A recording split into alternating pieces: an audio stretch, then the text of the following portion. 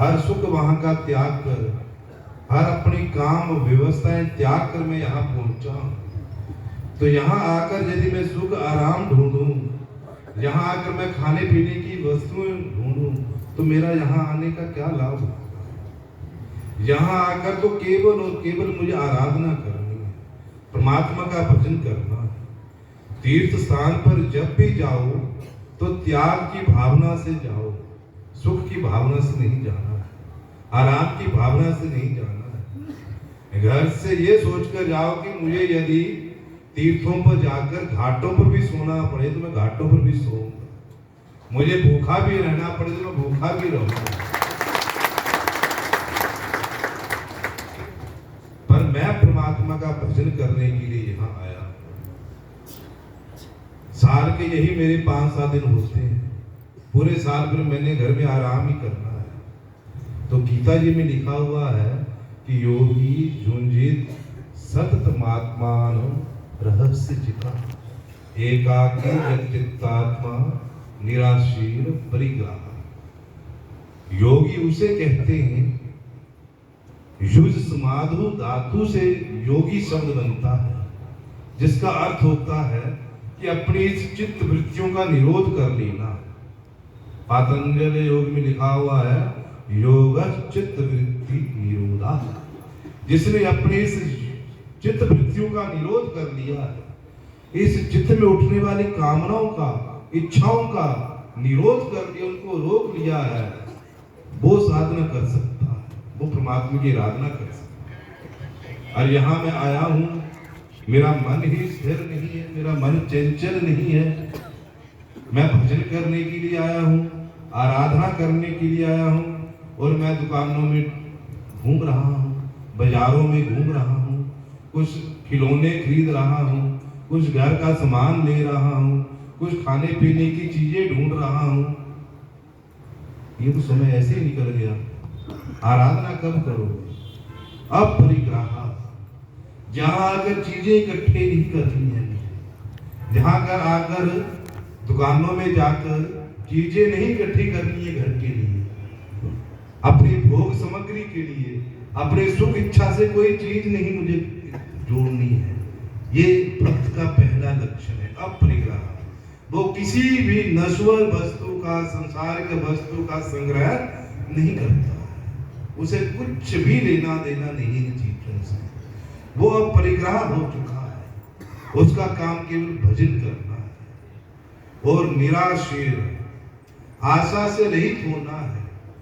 बाहर से मुझे कोई चीज नहीं खरीदनी, पर अंदर से वो मेरा भाव, वो मेरी इच्छा भी नहीं होनी चाहिए कि मैं ये चीज खरीदूं, इसको घर के लिए ले जाऊं, ये मेरे घर में उपयोग आएगी। ये मन में भाव नहीं लाना यहाँ आकर। ना चीज खरीदनी, ना उसकी इच्छा प्रकट करनी। फिर कहते हैं एकाकी, एकांत में रहकर भजन करो। यहाँ आकर जो कीर्तन होता है, सत्संग होता है, वो सब हम बैठकर इकट्ठे करते हैं, परंतु जो मुझे आराधना करनी है, मुझे ध्यान करना है, वो एकांत में बैठकर।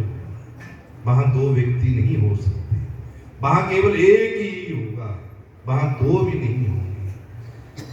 गंगा के तट पर चले जाओ, एकांत स्थान ढूंढो, वहां बैठो, परमात्मा का भजन करो। पूज्य श्री गुरु महाराज जी ने जो मंत्र दिया, उस मंत्र का जाप करो, अपने इष्ट देव का जाप करो। एकांत में भजन होता है। आचार्य जी ने आज आपको एक कथा सुनाई कि 24 गुरु में से एक गुरु बनाया दत्तात्रेय जी ने। 24 गुरु बनाए, 24 गुरुओं की आपने कथा सुनी, नहीं सुनी मुझे पता नहीं, सुनी नहीं, पर उनमें से दत्तात्रेय जी ने 24 गुरु बनाए। उनमें से एक गुरु बनाया, किसको बनाया? कुंवारी कन्या को। आपने सुनी कुंवारी कन्या की कथा? किस किसने सुनी? क्या सुना आपने उसमें से?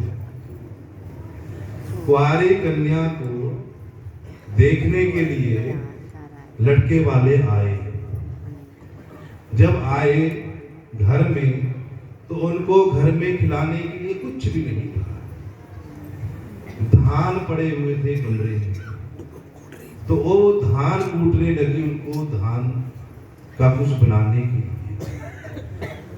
उस कुंवारी कन्या ने चूड़ियां पहनी हुई थी। अब वो धान कूटने लगी तो चूड़ियों की खन खन की आवाज आने लगी।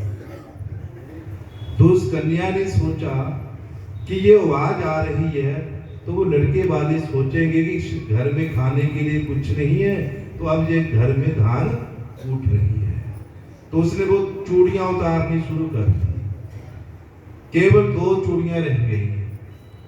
अब जब 2 चूड़ियां रही, फिर धान कूटने लगी, तो वो 2 चूड़ियों में से खन खन की आवाज तो नहीं आई, पर खट खट की आवाज आने लगी। मतलब 2 व्यक्ति भी रहेंगे तो खटपट उनमें रहेगी। तो उस कुमारी कन्या में वो 2 चूड़ियों में से फिर एक चूड़ी उतार दी। अब रही 1 चूड़ी। फिर धान कूटे तो कोई आवाज नहीं आई। दत्तात्रेय जी ने उस कुमारी कन्या को गुरु बना दिया कि जब भी साधना करनी, आराधना करनी, तो केवल एक होना चाहिए, उसमें 2 नहीं।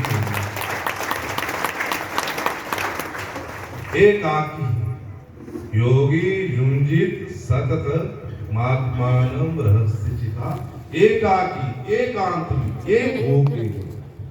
एक हो, इच्छा रहित हो, अपरिग्रह हो और यथ चित्तात्मा, अपने इंद्रियों को, अपने अंतःकरणों को, अपने शरीर को वश में कर कंट्रोल में कर आराधना करने के लिए बैठे।